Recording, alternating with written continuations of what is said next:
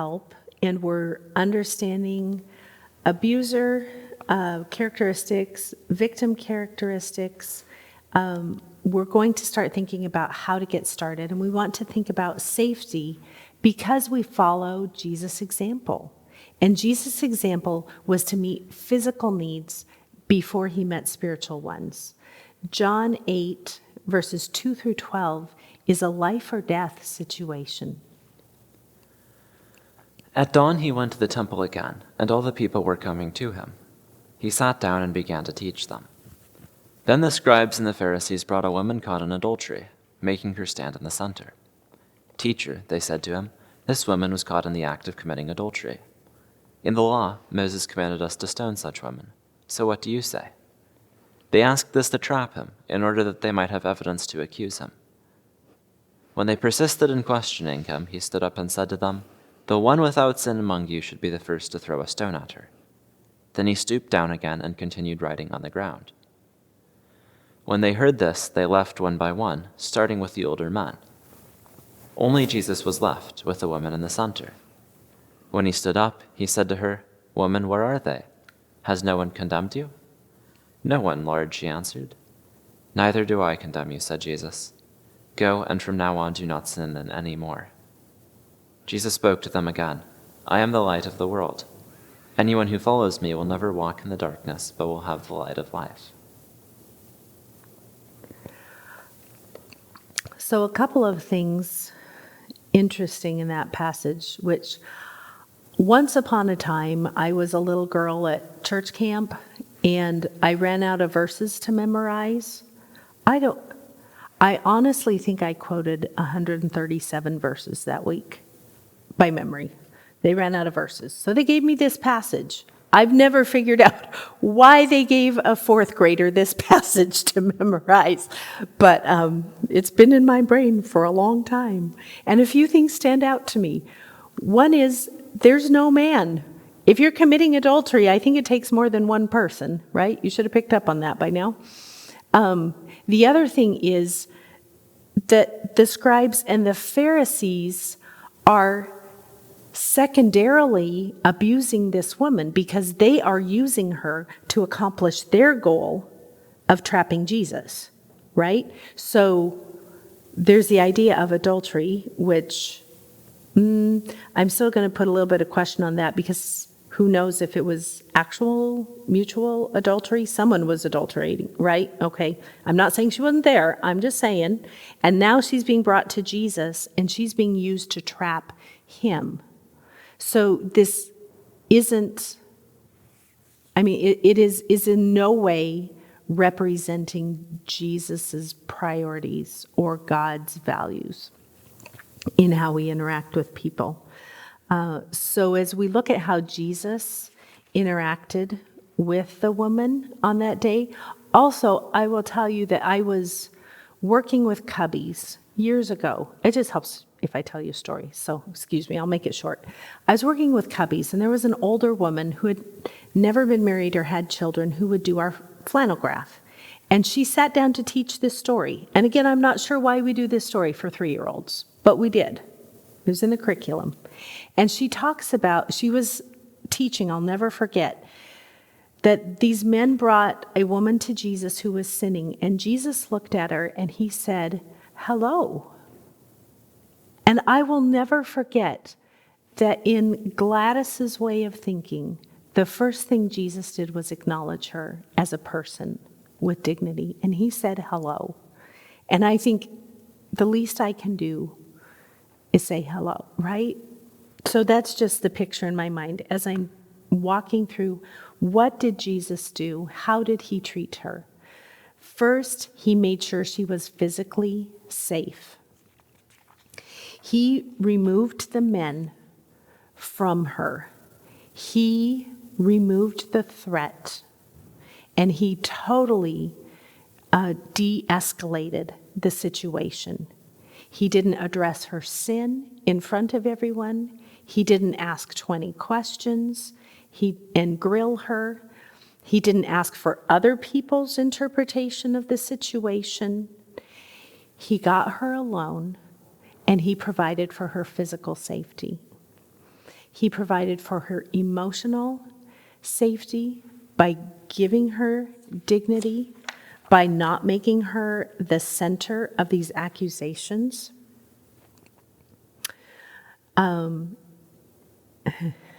It's interesting because it says in verse 7, when they persisted in questioning him, he stood up and said to them. So Jesus was seated when they brought the woman, and he stood. He used his physical posture, not only to get attention, but as a way of protecting her. I believe that, because that's one of the ways that women are intimidated by men, is when they tower over them, or they use that physical presence and they come in on their personal space.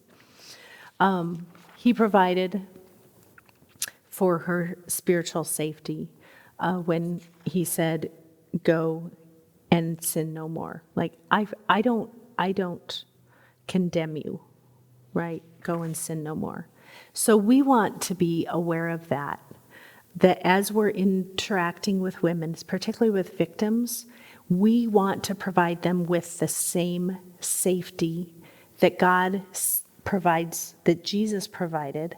And I was just reminded of Mark 12:30, where it says, you shall therefore love the Lord your God with all your heart, with all your soul, with all your mind, and with all your strength. And if women or children or any victim does not have safety for their heart, and safety for their soul, and safety for their mind, and safety physically for their strength, how are they going to be free to love God with all of those things? So we do this by asking questions. And I'll just talk through these. You have them in your notes. I'll just ask, what would make you feel safe? What would you like to have happen? If your perpetrator doesn't change and nothing about your situation changes, what do you need to keep going? What do you need to make decisions? What do you need to move forward? What would you like to have happen? Do you need permission to do anything? Do you feel like you don't have the agency or the freedom or the permission to do things? What do you need to do that? What would that look like?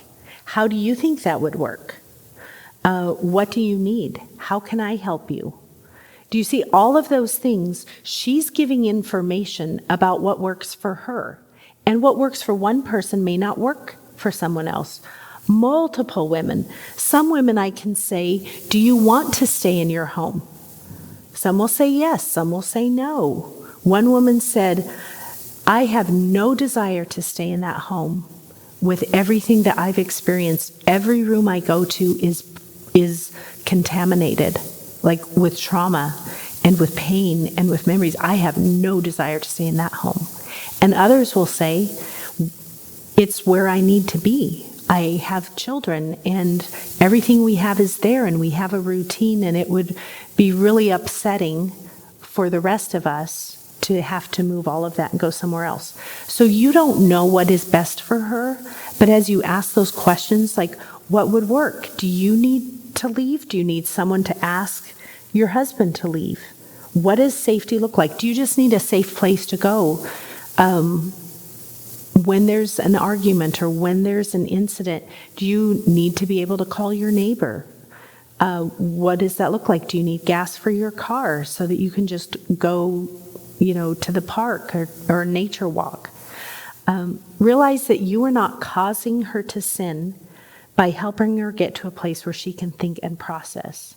Because if she were already in a safe place that was a mutual relationship and that was healthy, she wouldn't have a desire to leave.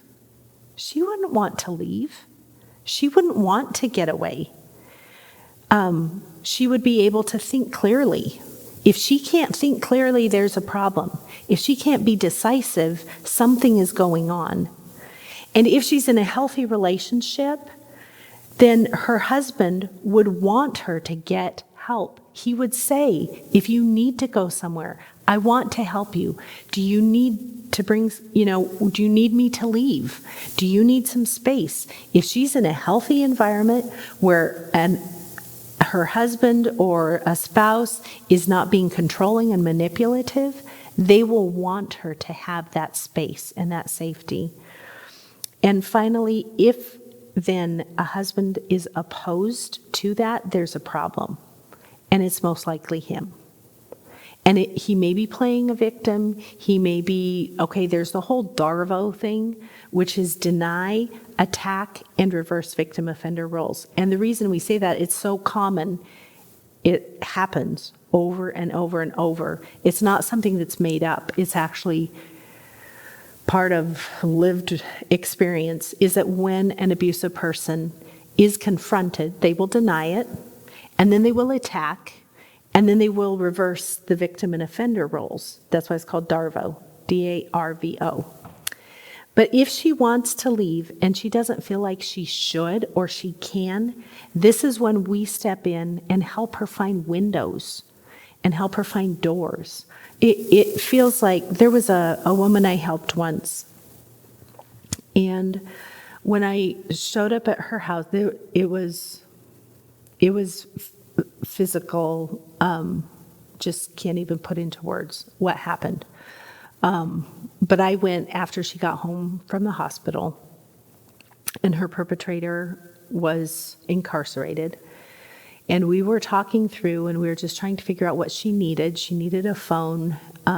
We're creating safety for her. And I looked in her house. She wanted to take me in and explain what happened and where it happened. So trigger warning, I'll try to make this without as many details as possible, just to understand the situation. I said to her, how could you get out? What were your options? And she said, my only option was the front door, and he was between me and the door. And I'm standing in her living room, and I said, but there's a door right there in the back of the kitchen. Like, I can see the door. It's 20 feet away. And she said, yeah, but that's where he would keep his dog kennel. The kennel was always in front of that door. And I said, windows? Can you get out any windows? Is that a possibility? Because this was a repeated incident. And she said, oh no, the windows are all nailed shut. The only door, the only way in and out of this house is that front door.